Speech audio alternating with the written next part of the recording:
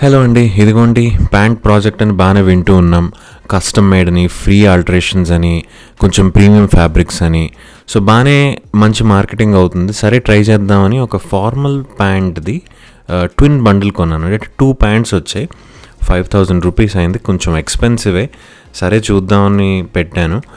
And alteration అయితే చేయించుకోవాల్సి వచ్చింది. Free alteration అయింది. వాట్సాప్లో రీచ్ అవుట్ అయితే వెంటనే వాళ్ళు గెట్ బ్యాక్ అయ్యి ఆల్టరేషన్ చేసి మళ్ళీ పంపించేశారు. అది నాకు చాలా నచ్చింది.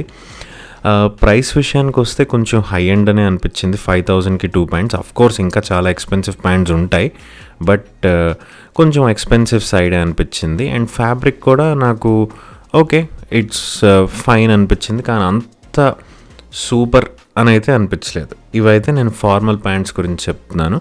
సో ఇదండి నా ఎక్స్పీరియన్స్. Thank you.